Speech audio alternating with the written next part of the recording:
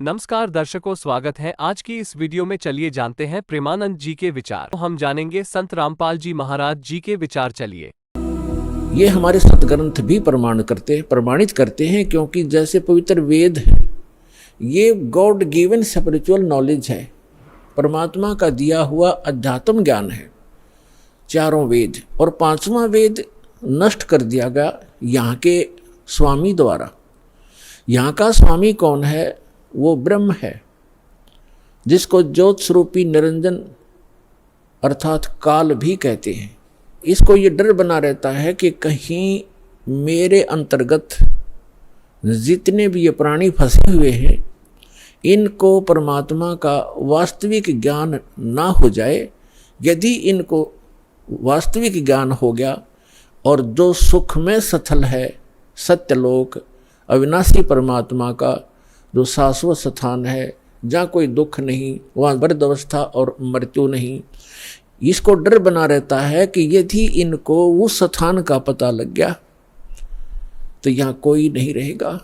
जिस कारण से ये कुछ पुण्य आत्मा होती हैं उनको यहाँ भेज देता है, उनको गुरु पद प्राप्त करवा देता है।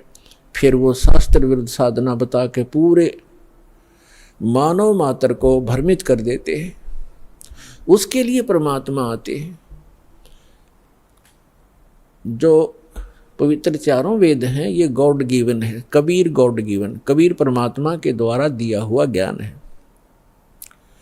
तो इस काल ने पांचवा वेद समाप्त कर दिया, जिसको सूक्ष्म वेद कहते हैं, जिसको तत्व ज्ञान कहते हैं। उसकी पूर्ति के लिए, उसके अभाव से जो हम यहाँ भटक रहे हैं, उसकी पूर्ति के लिए परमात्मा स्वयं आते हैं। परमात्मा को आज तक जितने भी ऋषि महर्षि, जितने भी धर्म ग्रंथ हैं, जितने भी ऋषि महर्षि हैं, उन्होंने निराकार बताया है कि उसका कोई आकार नहीं है। और जितने भी हमारे धर्म ग्रंथ हैं उन्होंने परमात्मा को साकार बताया है, नर आकार बताया है, सहशरीर बताया है, उसका नाम कबीर बताया है। तो ब्रह्मा जी भी अपनी माता दुर्गा जी से कहते हैं कि माता जी, जब मैं वेद पढ़ता हूँ और फिर आपका अनुभव सुनता हूँ और मैं भी अभ्यास करके जो अनुभव करता हूँ उसमें बहुत विरोधाभास है, वो कुछ विपरीत ही ज्ञान है और हमारा जो अनुभव है वो उसके विपरीत है। तो दुर्गा जी को भी सख्त हिदायत है इस काल भगवान की, क्योंकि ये इसकी पत्नी है ब्रह्म की। इसको सख्त हिदायत है कि वास्तविक जानकारी उस परमात्मा की कभी नहीं बताना। तो ये भी अपने पुत्रों को यथार्थ ज्ञान ना बता करके इसी की महिमा सुनाती है कि वो तो निराकार है, वो सामने आता नहीं, वो कभी दिखाई नहीं देता। और वेदों में परमात्मा को नर आकार लिखा है, सहशरीर लिखा है, और ऊपर बैठा ऊपर के लोक में जैसे राजा विराजमान होता है सिंहासन के ऊपर, सिर पे मुकुट होता है, सिर पर मुकुट है परमात्मा के सफ़ेद कलर का, और ऊपर एक छत्र है मालिक के, बहुत चमक है उसमें। जैसे यहाँ झिलमिल झिलमिल होती है, ऐसे उस परमात्मा के मुकुट और छत्र के अंदर झिलमिल होती है। कभी उसका सुनहरी रंग बन जाता है, कभी वाइट बिल्कुल सफ़ेद कलर हो जाता है। तो इस प्रकार उस परमात्मा की स्थिति है, और वेद भी यही बताते हैं। तो वेद जो हैं, जो चार वेद हैं, ये परमात्मा की महिमा तो बताते हैं कि परमात्मा ऐसा है, उसका ये रूप है, वो कहाँ रहता है, वो क्या लीला करता है, लेकिन वो मिलता कैसे है, ये वर्णन इन चार वेदों में नहीं है। फिर इसके बिना ये वेद क्या है? फिर जैसे किसी ने बता दिया आपके अमुक रोग है, उसके ये लक्षण हैं, और औषधि है नहीं, तो खाक बताया, वो क्या फायदा हुआ उस रोग के बताने का? तो वेद जो है, वेद दोनों काम करता है, रोग भी बताता है, उसके लक्षण भी बताता है, और अचूक औषधि भी रखता है, तो उससे लाभ होगा। ये दास है रामपाल दास इस विश्व में आज के दिन परमात्मा के कंप्लीट स्पिरिचुअल नॉलेज लेकर आया है, कबीर भगवान का दिया हुआ।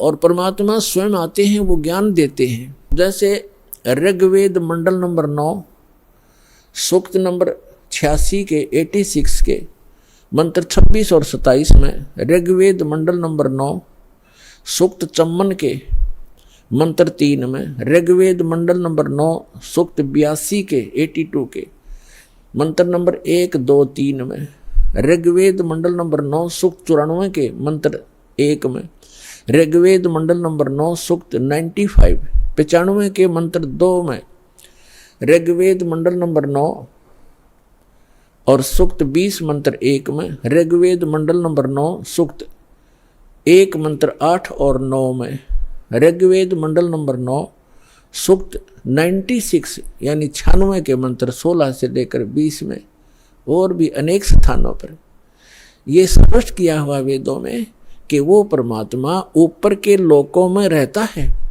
और वहाँ राजा के समान सिंहासन पर विराजमान है। देखने में राजा के तुल्य है, सुंदर शरीर है, नर आकार है, वहाँ से शरीर चल कर आता है और वो 3 प्रकार से लीला करता है। अपने सभी आत्माओं को यथार्थ ज्ञान देने के लिए, हमें यहाँ धारण पोषण करने के लिए, हमारी संभाल करने के लिए वो 3 प्रकार का शरीर अपना बनाता है। एक रूप में परमात्मा स्थायी रहते हैं ऊपर के लोक में, सबसे ऊपर के स्थान पर एक बहुत बड़ा गुम्बज है मंदिर नुमा, और उसके सेंटर में परमात्मा का तख्त है। तख्त मीन सिंहासन। जैसे कहा करते ना, दिल्ली के तख्त पर बाबर बैठा इतने सन में, तख्त मीन सिंहासन पर। तो वो बीच में बैठे परमात्मा सिंहासन पर, और सिर पर छतर है जैसे आप ऊपर देख रहे हैं, और सिर पे मुकुट है परमात्मा के, देखने में राजा के समान है परमात्मा। वहाँ से तो एक प्रकार वहाँ उस शरीर में है, और उन परमात्मा का नर आकार है, मनुष्य सदृश है वो। उनके एक रोम में, एक रोम कहते हैं बाल में, एक रोमकूप समझो, एक रोमकूप में करोड़ों सूर्य मिला दे और करोड़ चंद्रमा की रोशनी, दोनों मिला करके मिली जुली रोशनी भी एक रोम के बराबर नहीं है। शोभा है परमात्मा के शरीर की, इतनी शोभा है। और वही परमात्मा अपना अन्य रूप धारण करके 2 और स्थिति मेंटेन करता है। एक तो प्रत्येक युग में, सतयुग, त्रेता, द्वापर और कलयुग में, प्रत्येक युग में एक लीला करता है।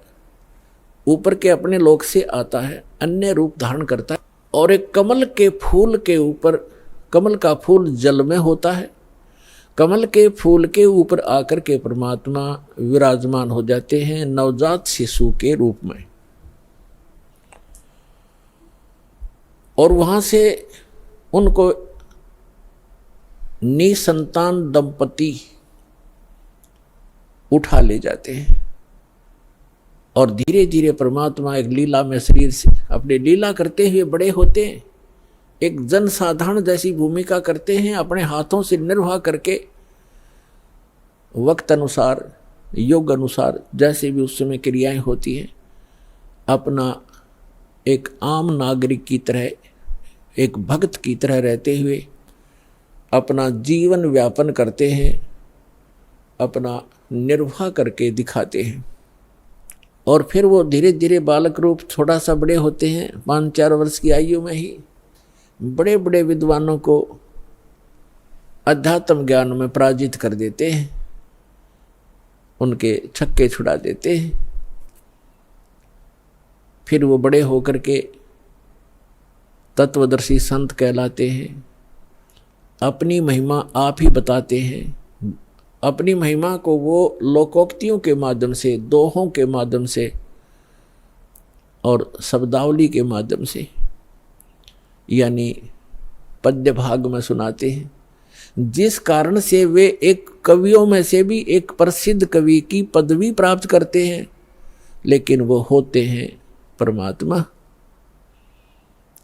क्योंकि कवियों के ज्ञान में, उस ज्ञान से पता चलता है कवि अपने स्तर की केवल एक पोइम बना सकते हैं, अध्यात्म ज्ञान नहीं बता सकते। और कबीर परमात्मा को कवि कहने लगे हम अज्ञानता से। उन्होंने जो ज्ञान दिया है वो 4 वेद, 18 पुराण, 6 शास्त्र, महाभारत, श्रीमद् भगवद गीता, कुरान और पुराण बाइबल, इन सभी का एक मिला जुला ज्ञान है। जो उनके अंदर ज्ञान है वो तो ज्ञान इसमें है ही है, परमात्मा के द्वारा दिए ज्ञान में। जो उनके अंदर ज्ञान उपलब्ध नहीं है, जो भक्ति विधि नहीं है और वो तत्व ज्ञान है, वो भी बता रखा है। तो वो परमात्मा थे, भले ही हम उनको कवि कहने लगे। तो जिस प्रकार परमात्मा दूसरी प्रकार की जो स्थिति है, प्रत्येक युग में एक बालक रूप धारण करते हैं, धीरे धीरे बड़े होते हैं। तो उस समय जब वो बालक रूप में प्रकट होते हैं, ये भी एक उन भगवान के पहचानने के लक्षण हैं कि वो बचपन में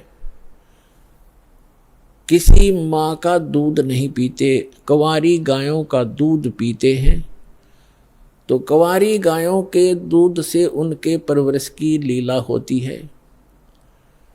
ये वेद बताते हैं। ऋग्वेद मंडल नंबर 9 सूक्त नंबर 1 मंत्र 8 और 9 में ये दोनों प्रमाण हैं। 3 प्रकार की शरीर परमात्मा धारण करते हैं और नवजात शिशु रूप में जब प्रकट होते हैं उस समय उनकी परवरिश की लीला कंवारी गायों से होती है।